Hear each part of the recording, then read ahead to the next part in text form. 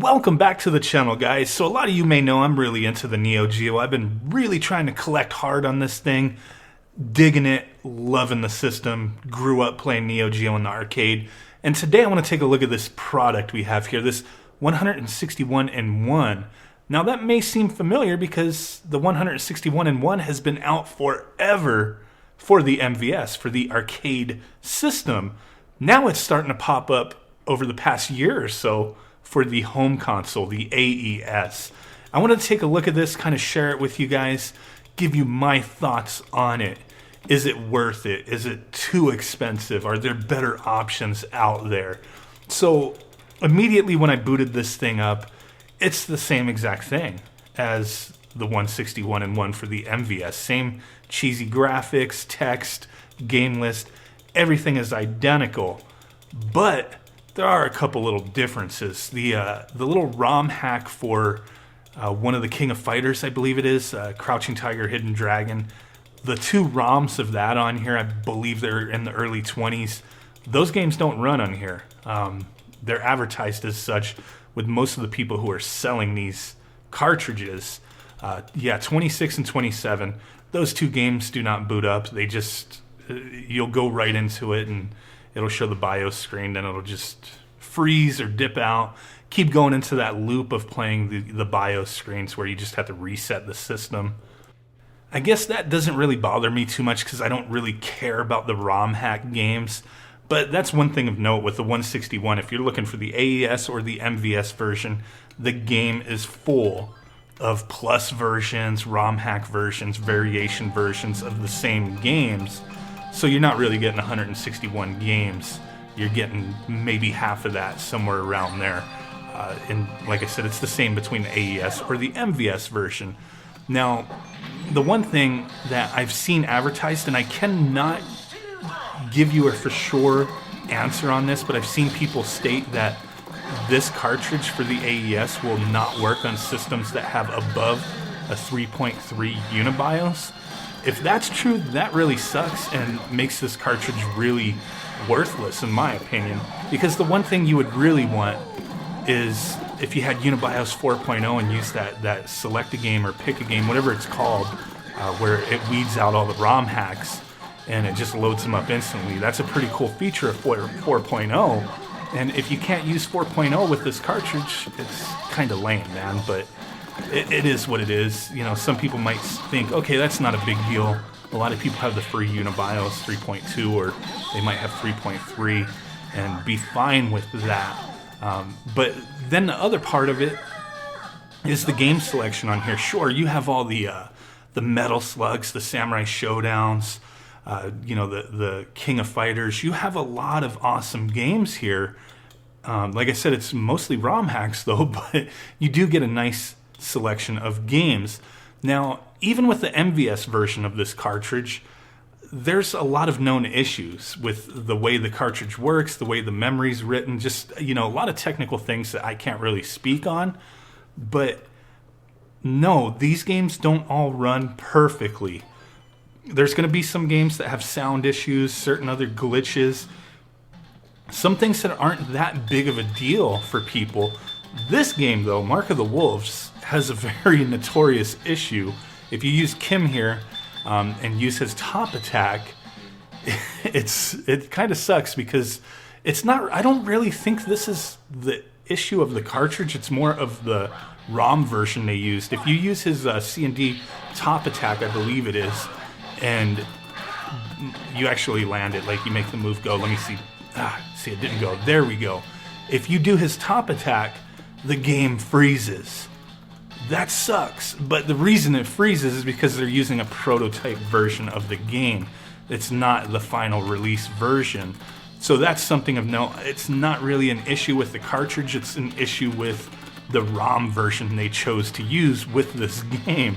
Now, that's really the only game-breaking bug I've found with the games. I've played a ton of these, and I've verified with lists out there of the issues that are, known with the MVS version.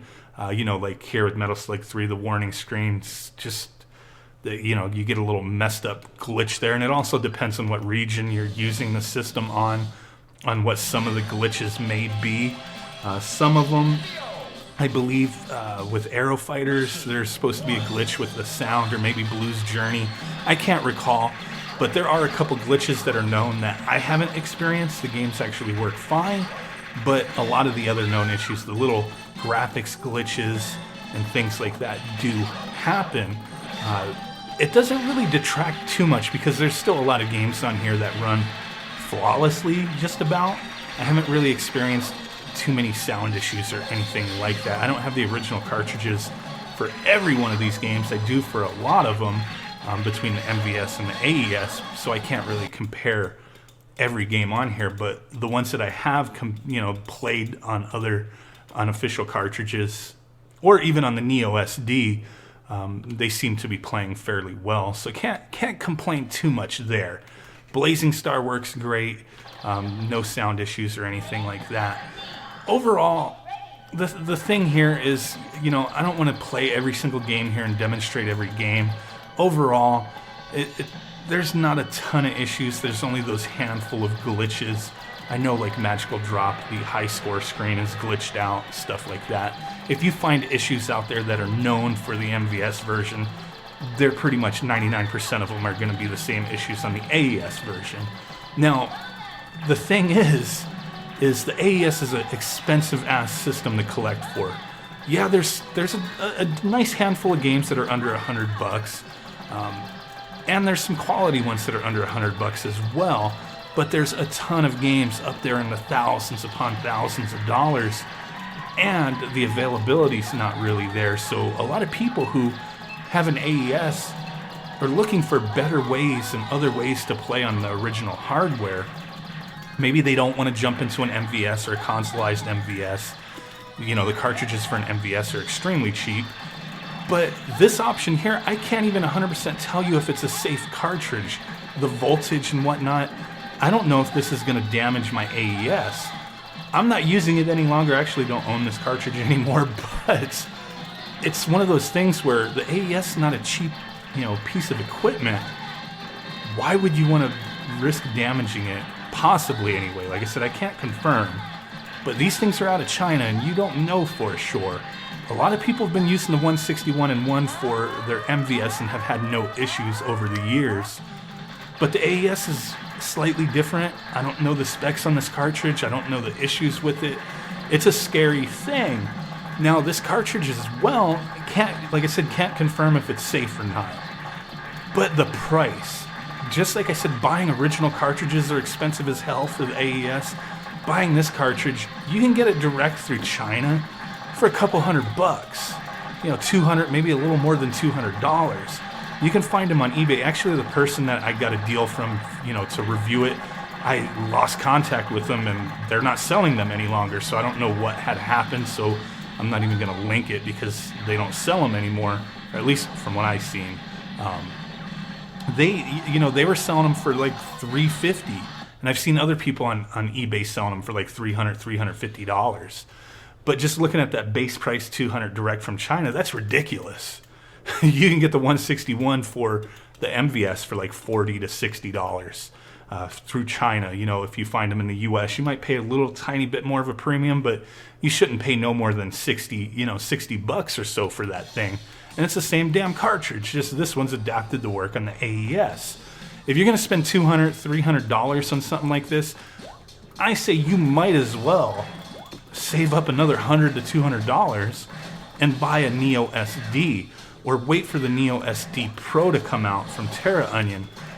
I don't know how much the Pro is going to cost, but it's going to be a huge improvement over the original version. But I love the original version, have no issue with it. I use it all the time, but I also have a lot of original cartridges as well that I use. So I just wanted to do this video, showcase this cartridge. I'm no longer using it. I'm too scared. I'm really too scared to play this thing on my AES, so I got rid of it. Not even 100% why I wanted to bother with this thing, but hey, I just want to put it out there. If you guys see this, you want to take the risk on your system, if you're an AES person, collector, I don't think it's worth the risk for a couple $100. It's a thing where maybe this cartridge is safe. I don't know. Somebody may confirm that at some point in time. But the price is really too much for what it is. It's a conversion, essentially, of a $40 to $60 game that's already out there. So if the price goes down, maybe. But as far as right now, I would say save up for that Neo SD, or just keep collecting and chugging away at your AES collection, or just switch to the MVS and get games cheaper that way. It's the same damn game, you know what I'm saying? So really do appreciate you guys hanging out with me. Just wanted to do this video, talk about this thing, loving the Neo Geo. I've shifted more towards collecting for the MVS right now, but I still love the AES. Play my systems every day. I'm hooked on the Neo Geo as of late. So thank you. Smash that like button. Make sweet ass love to that notification bell. Subscribe if you haven't done so already. And with that said, guys, I will catch y'all next time. Peace out, blah blah, and boom!